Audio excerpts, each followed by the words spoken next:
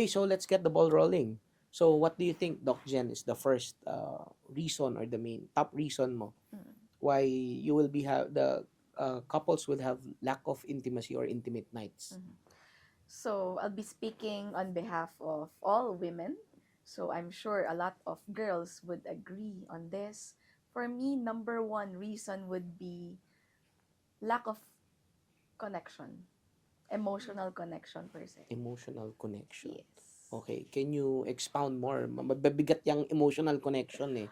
So what do you mean by emotional connection? Emotional connection in the sense that, when you talk, you communicate, you connect, you Mm-hmm. understand each other on a psychological, mentally, emotionally, Mm-hmm.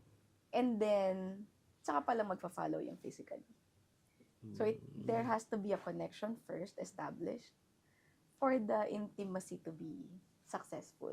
Yeah. Actually ako I agree with that because for me naman the simple thing as simple as for example kung magkagalit kayo, 'di ba? Meron kayong misunderstanding.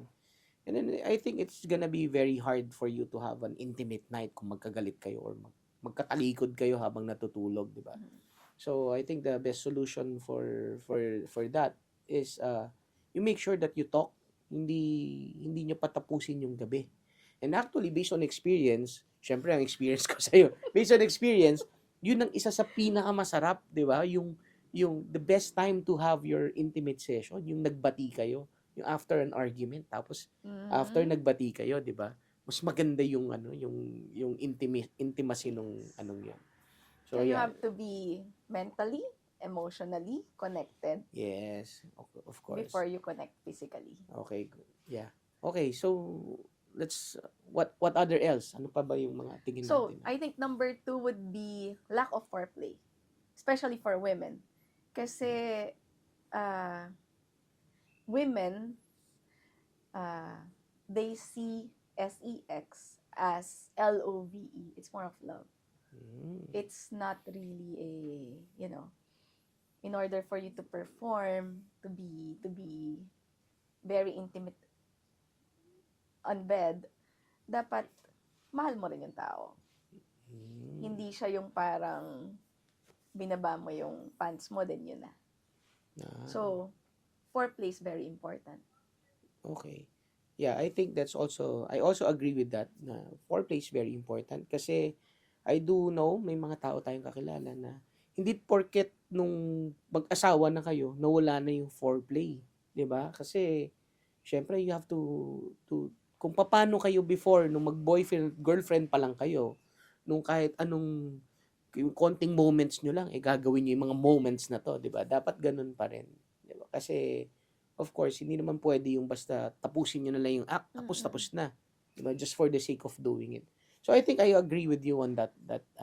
And also, I think foreplay starts by having, not on bed, not in the bedroom. It starts maybe having a meal, having a dinner, talking, Okay. Akala ko kasi oh, hindi sa bedroom gagawin yung foreplay. So, iba yung naisip ko na pwede, pwede, akala ko siya sabihin mo na hindi sa bedroom gagawin yung foreplay.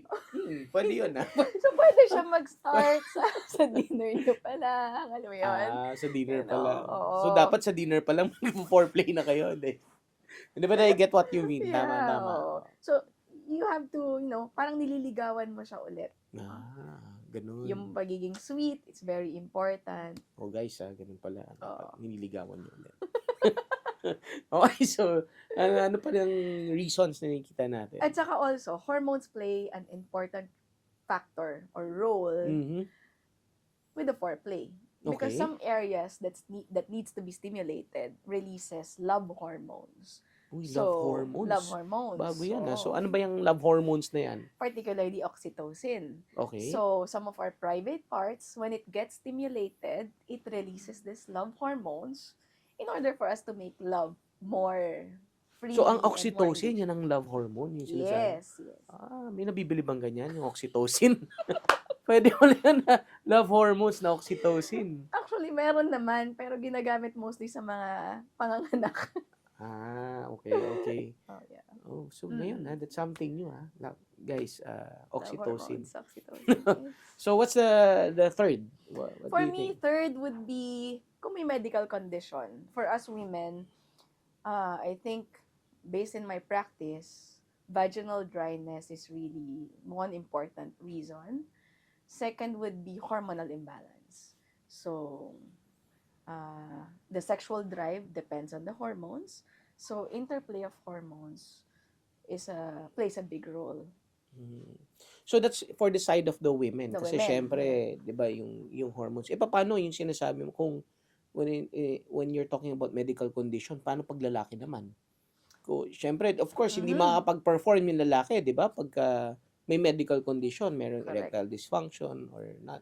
Whether it be yung erectile dysfunction niya is caused by medical condition or psychological. But I think, syempre, factor nung nangyayari na yun, yung kagaya nga ng sinabi natin.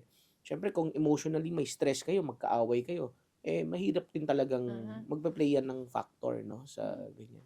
But ako, I think, yeah, I do agree with that na pag merong ganun. But, if you try to sum it all up na may ano siya may connection because kahit na sabihin mo may hormones, pero hindi mo naman mentally or emotionally nasi-stimulate yung partner mo, talagang magkakaroon siya ng dryness. Hindi talaga mag-wet yan, 'di ba? Mm-hmm. In terms of that.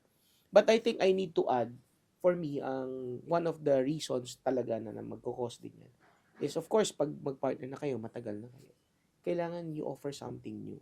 No? Hindi yan yung, nandyan yung nakakatawa man isipin, pero, di ba, kaya nga mayroong mga ibang couples nagkakaroon ng mga role-playing, yung mga ganon. Correct, yeah. Because you cannot just keep on offering the same thing for years and years, na same na lang yung gagawin nyo, same pattern, na magmumukha na lang siyang, it's something na routine na lang, Yeah. di ba? Mm-mm. Dapat merong something exciting, di ba? And in addition to that, it's Mhm. also important to maintain a good hygiene. Of Dapat course. mabango, Yun, kaya malinis, kailangan mabango. malinis. Oo. Para anytime, ready. Yes, tama. And for naman, my advice sa mga, not only for males, 'di ba, na maging malinis kayo at um, sa mga babae din, syempre mas maganda rin na kahit papaano medyo sinusidus nyo rin yung partner nyo. Oo. Biro-biruan nga, 'di ba? Yung bumili ka paminsan-minsan, bumili ka naman ng magandang underwear, magandang ano. Hindi yung parang pantilola ba kung tawagin? 'Di ba? So, yeah, kasi it will play a factor. Remember, if you've been married for quite a while, and then paulit-ulit na 'yun ang ginagawa mo, parang nawawala na ng excitement. So, you have to keep the fire burning. So, tamang-tama, magvo-Valentine's, may mga ideas kayong makukuha. So, yan, magtingin na kayo kung anong mga pakulo nyo ngayong Valentine's. Yeah. So, I guess that's it. Marami ako natutunan with my lovely wife. So, ngayon, alam ko na paano lalong ganahan with the intimate nights natin, no? So, this is very informative. So, I enjoyed having this conversation with you, Dr. Jen. So I'm looking forward for more episodes like this. Okay. Yes, okay. So, now we have to get ready for the Valentine's, di ba? Mm-hmm. So, mag-hygiene na ako and ano. Huwag mo na ako awayin. Huwag mo na ako awayin. Okay, so anyway, thank you guys for listening for the time with us, and we hope you watch our future episodes on certain topics like this.